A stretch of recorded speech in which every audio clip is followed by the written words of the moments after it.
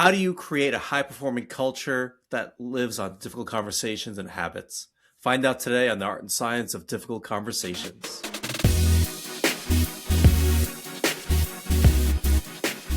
Welcome to the art and science of difficult conversations, where we believe when you communicate better, you live better. As always, I'm Chris of Leadership Potential, where I believe in ending accidental leadership, and I'm joined by Lucie of Mindfittery, where we empower leaders, their teams, and even their families to communicate and live better. All of our guests are exciting, but this one is interesting because of his background, and I'm not going to spoil for you quite yet, but I find his journey super fascinating, his growth, his many career changes, and also the things he's been able to do. If we could have just a podcast on the first half of his career, I would be super happy. Just dive deep into behind the scenes of all that lifestyle. So Travis Dalrymple is a leadership coach. He's a business strategist who helps business owners grow fast and lead with confidence. And he wrote this book, How to Suck as a Leader. Travis, welcome to the art and science of difficult conversations. Thank you for having me. And I must agree that we could spend several hours just on the first part of my career because it's very, very different than most people. So, Travis, you were on America's Got Talent, which again, we could spend an hour just peppering you with questions about.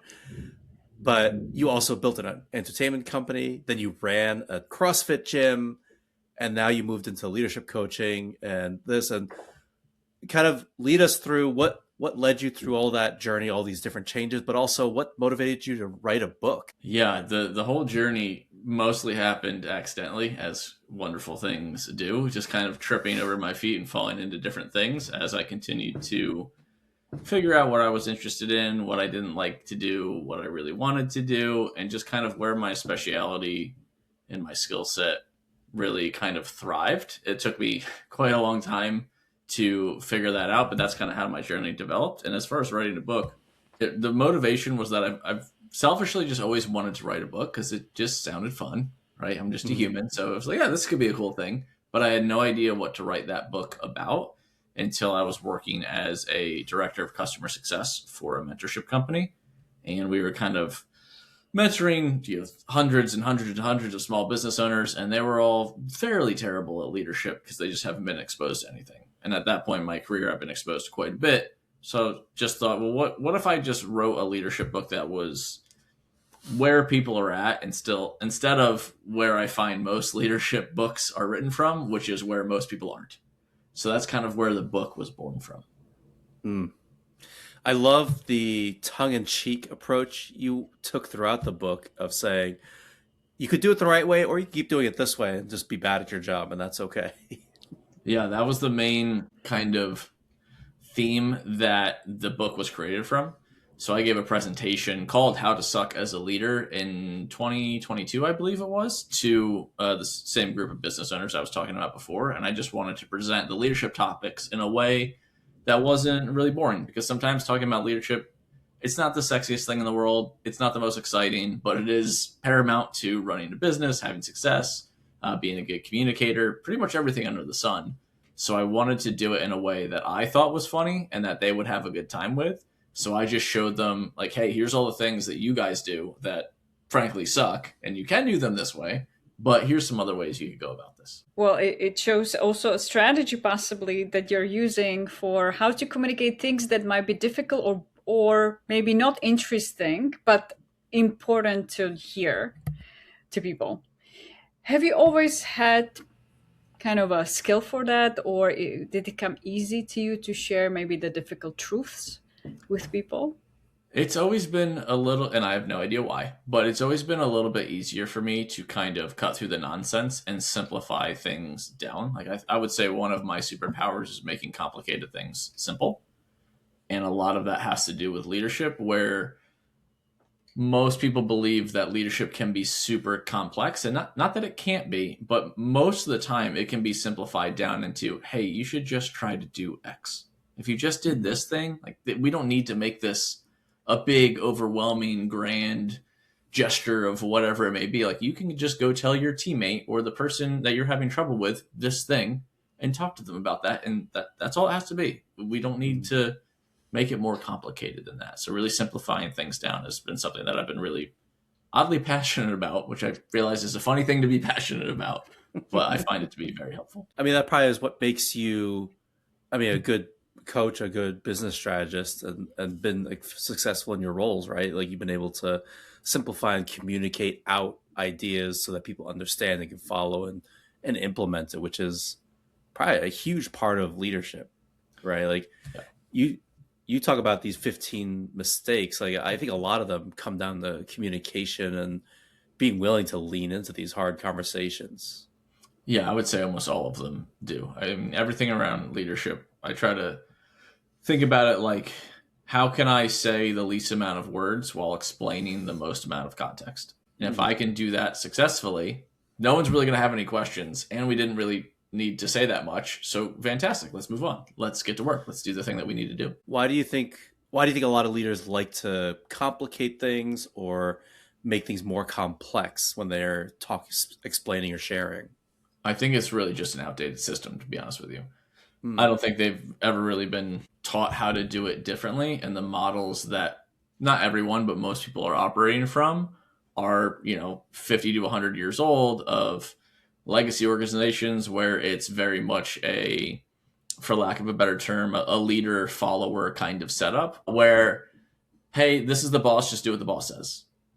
Hmm. But that has really limited capacity when it comes to truly growing people and having an organization thrive and flourish and actually be autonomous, because I feel like no boss actually wants to do all the work for all their people and doesn't actually want to tell them what to do, and they actually do want their people to be empowered, but they're not doing the things to do that, so they're causing their own pain. It's like this huge cycle that never ends.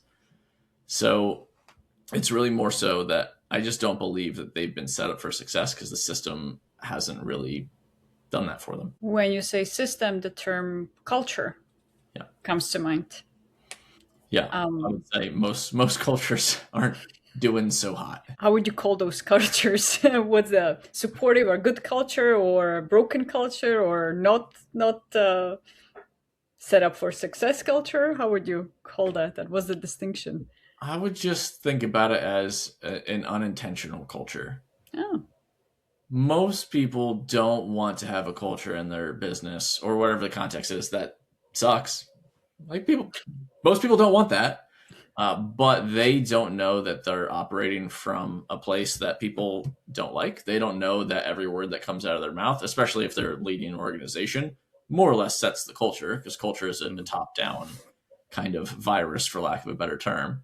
So when you don't know your own limitations, you don't know your own constraints, you don't know your own communication styles, and you're just kind of going, a lot of that stuff can be really detrimental and not helpful to anyone. So if you're not in a place where you create just a naturally safe environment, which most people by default do not because they don't know how to, they don't have that skill, then you're not going to get the feedback you need to actually be a better leader. You're not going to get the feedback that you need to actually advance a culture or adjust it or know where the problems are. So the whole system is not really designed to be helpful.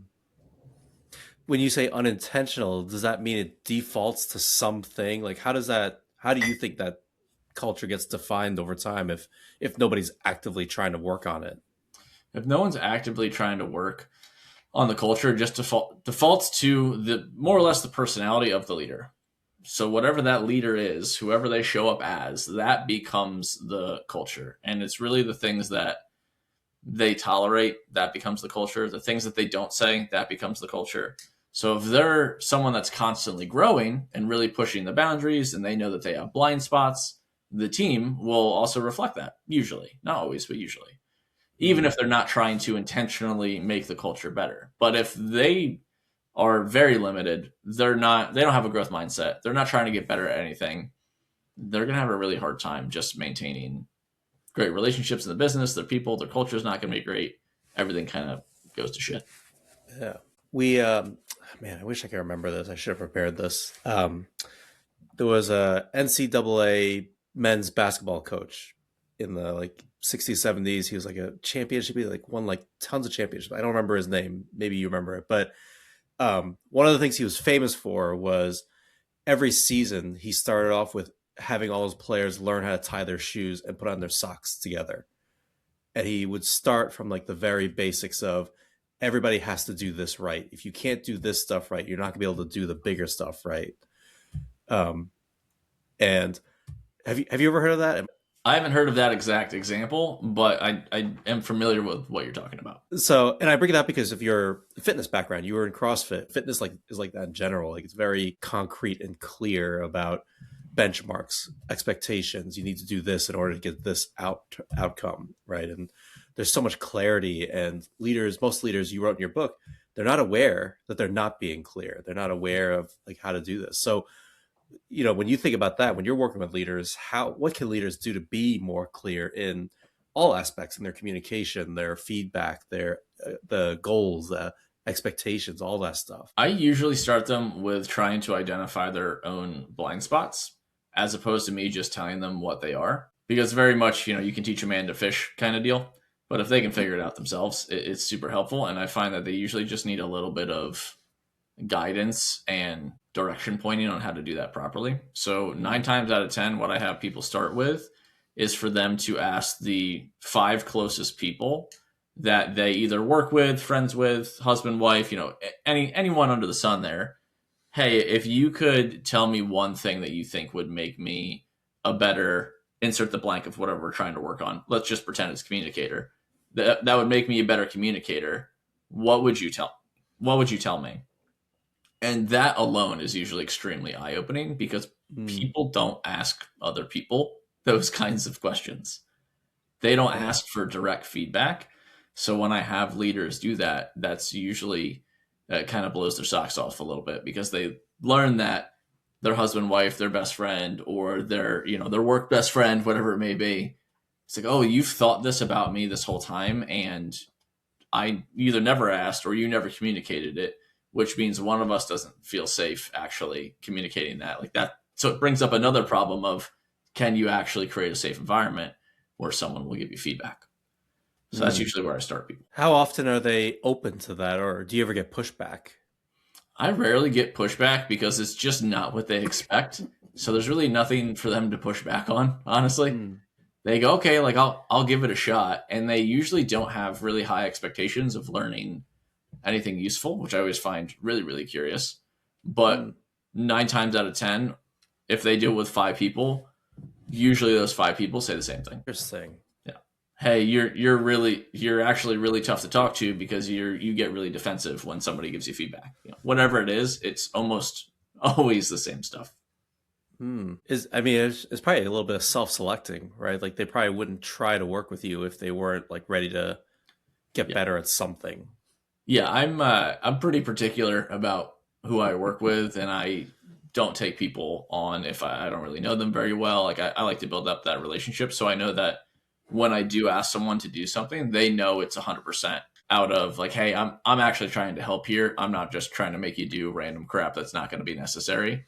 So I try to build a very, very safe relationship before I even ask someone to do something. You've worked with many business owners. I think you've even mentioned over 1,000 small business owners. Out of all these peoples, what would you say might be like the top 5 blind spots around communication that they usually have? Yeah, there's quite a few.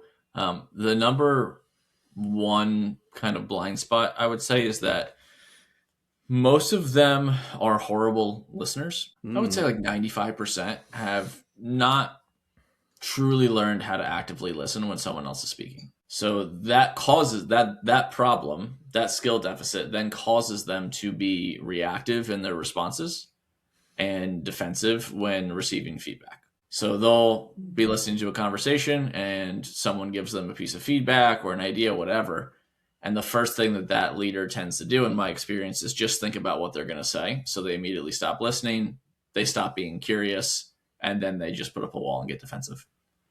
So one of the first things I have people do is that they're not really allowed to respond to their team or others, whoever they're working with, unless it's in the form of a question.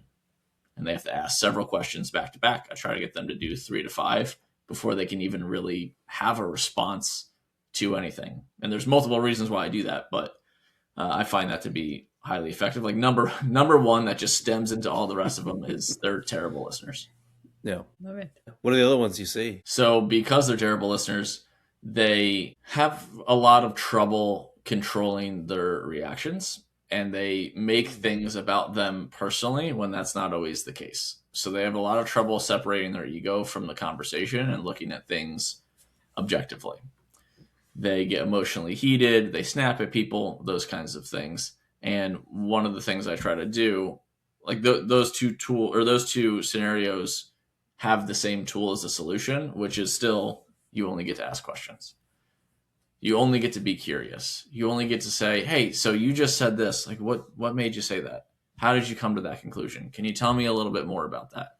And just through the process of asking those questions, they tend to kind of regulate their own emotions. They come down a notch, and they can actually learn more about where other people are coming from instead of facing or assuming everything is actually about them, which is another like ego problem that most people have. So interesting. Yeah. So not listening properly, which then leads to the ego getting defensive, not being able to take the feedback. Any other conversations or blind spot that they might be missing? I think it's very related to the first two because everything is, but due to those first two things, it's very easy for them to not know how to then create a safe environment where they can actually have a real conversation with someone, especially if that is a hard conversation or a challenging one, whatever it may be. So because they're not listening, because they snap at someone or they get emotionally reactive, they're more or less training that person to no longer bring them problems or to no longer bring up issues of any kind, because that person goes, well, I know that this person's not going to hear me and they're probably going to snap at me. And like this conversation is not going to be productive. So why am I even going to bring this up? And God knows how many problems that creates throughout an organization when problems aren't even being addressed because people don't feel safe bringing them up because they can't talk to the leader because the leader doesn't listen, so on and so forth. So it just creates this horrible, horrible cycle. And to your point earlier, it really just infects an entire culture and creates a place where people don't want to work. I wonder if some leaders, well, I don't have a capable team. Nobody tells me anything. They don't bring up ideas. And I wonder at what point they have the light bulb moment when they say, wow, this is actually me creating that environment. Yeah, it's the sad answer is sometimes they never have that light bulb moment, which is upsetting for a variety of different reasons. But I've found that for them to have that revelation on their own is extremely difficult. That requires a very, very growth-minded person with a very in-check ego that is trying to constantly improve themselves. Like that person is really rare to me. And to be able to go, hey, it might be my fault. Most people don't default to that. Makes sense. That's our psychological own safety. We don't want to be the bad guy. Yeah. It's sometimes easier to blame others. Yeah, 100%. Yeah. Asking questions is something we talk about a lot here. We love that idea. How do you instill it in the leaders you're working with to make that more of a habit for them that they're going to default to that? And not just them, I assume you want them to also instill a culture of people being curious with each other. Yeah, absolutely. So I again like to make things very, very simple. So when a leader comes to me and says something like, oh, this teammate brought this, that, and the other thing to me, and this is a problem because blah, blah, blah, blah, blah, I usually will ask them a question knowing that they don't have an answer. So I will ask them something like, okay, so when you asked the teammate what made them bring that to you, what did they say? And they will go, well, I didn't ask them. And I'll say, then what are we doing? Like, okay, well, there's nothing to talk about until we go figure that out. So all of these assumptions that you just made and just told me, you more or less just pulled those out of your ass and you're just making stuff up and you never even got clarity on why these things are coming up, what caused them, how do we get here? Like you didn't ask any questions. So we have no data really to go off of. So there's nothing to talk about. That's usually how I approach it because it gets them to go, oh, I didn't even get curious around the situation. I just had a reaction or I just made an impulsive decision, whatever the thing may be. So I just try to reflect back and say, this happened, and then you didn't do any of these things. So go do those things, and then we'll talk about it. That's how I approach it. So it's a lot of modeling. You're doing that. You're asking the question. You're not debating their interpretation. You're modeling it, No. and you're actively assigning. Go get more information now. And I have a pretty, I'll call it a strict rule with myself where I actually will very rarely give someone my opinion on what they're doing. Unless it is so blatantly horrible where I'm like, hey, you got to stop doing that immediately. Like, that's a terrible idea kind of thing. Yeah. Like, that's ethically not good. You gotta fix that. Right. I more or less limit myself to asking them questions so that they come to their own realization. And I've found that when I do that consistently, I only need to work with somebody for maybe like 2 to 4 months before it's okay. Go on your own. You're good now. Like, you have the tools that you need, because now you're actually constantly challenging yourself and what's coming out of your mouth on a daily basis. You don't need someone else to do that for the rest of your life. You just need someone to bring that to your attention enough where you go, oh, I should be way more curious about everything that I'm saying. Yeah. And what about like the aspects of like giving feedback and difficult conversations? How do you frame it for them so that they're, being more clear and leaning into those more to be more clear with everybody else? Even for the feedback part, I make sure that they actually have all the facts of the situation before they even attempt to have a feedback conversation, because I've found that a lot of leaders will go into a conversation, they will start giving the feedback, and the employee or whoever will go, well, actually, that thing that you just said is not correct. It was this thing happened over here. So I always start them with basic fact finding of, hey, I'm seeing X, Y, and Z. Is that true? I want to make sure if, there's multiple parties involved, that I have all of the information before I even attempt to give feedback, because otherwise that can break a ton of trust. Even if trust is already broken, it can fracture a culture. It can create an unsafe environment. Like, there's no benefits to it whatsoever. So fact finding first, and then I try to get them to teach the team that feedback is just normal, because in majority of the world, the word feedback has a fairly negative connotation around it. It means you did something wrong, you're going to get your hand slapped, whatever it may be. But I define terms for them as best as possible. So the way I define feedback is telling someone else how they did about something. That can be, positive or negative. That could be neutral. It doesn't really matter. But if we can change the definition or if we can change how people think about feedback, especially in a difficult conversation environment, they tend to not have the defensive reaction that 99% of people do when you say, hey, can I give you some feedback? It's like, oh God, what'd I do wrong? Uh-oh, I'm in trouble. So if we can create a culture with someone where they go, hey, can I give you some feedback? And that person goes, oh, I did something. Now I'm going to hear about how I did it. And you go, hey, you did a great job about X, Y, and Z. And I can't believe you did it that way. And oh my God, that was incredible. Then when you have to go, hey, I saw you did X, Y, and Z, that's actually out of alignment with the culture here. So how can we adjust this moving forward? They're very open to that idea. And it's a lot more collaborative and constructive when you're coming at it from that place. Yeah. You keep mentioning culture, and I'm curious, since we are talking about difficult conversations, what has been maybe the hardest conversation that either you personally had around maybe either changing culture or protecting the culture, or that you witnessed or supported one of your clients through? The hardest one that I've had to personally have was years and years ago. Someone on the sales team at the organization I was working for was just a killer, just closing deals left and right, fantastic, but absolutely toxic to the whole entire culture of the business. Horrible. So very much like high skill, getting results, amazing, but 1 out of 10 on the culture scale. And I had to have a conversation with the owners of that business and say, I understand that this person is driving a majority of the revenue into this business, and we also need to fire this person. Like, this is not helping anyone here. It's infecting every meeting, that kind of stereotypical, drop of oil and water kind of situation where it just destroys the whole thing. So that was very, very challenging. And that was also at a time when I would say my skills of having that conversation were not great. So I certainly stumbled through it. I was all over the place. It is not as eloquent as I am speaking today. Well, thank you for the vulnerability here, because I think that's amazing, because a lot of our listeners could be, well, I don't know how to, I don't want to mess it up. But it sounds like you did it anyway.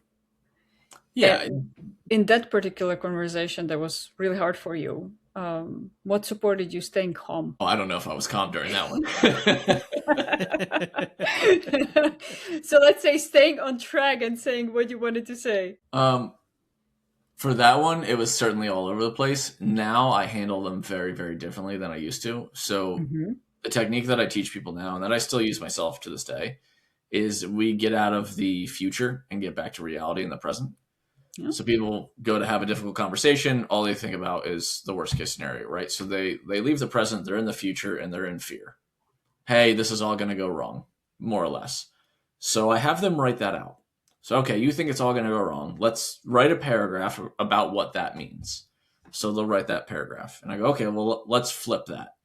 We're in the future. Everything's great. Everything's positive. This conversation is actually fantastic. What does that look like?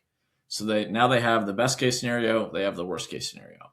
And then I say, right in the middle of that, right? The average case scenario, for lack of a better term, because that's probably what's going to happen. So once they write all those 3 of those scenarios, you can see them just get a little bit calmer, and that the difficulty level goes down, because they go, oh, I actually was thinking about this in a really negative light, and it's probably just going to be this middle thing. So I have them do that, and then depending on the conversation, I'll just have them script out what they want to say. Hey, pretend this conversation is perfect. Like, write down everything you're going to say, and you can literally tell the other person, I have a lot of trouble with conversations like this, so you might see me reading a little bit, because I prepared ahead of time. I want to make sure I don't miss anything. Easy. But it certainly helps dial down the panic attack that they're having. That's the end of part 1 with our conversation with Travis. Stay tuned for next week.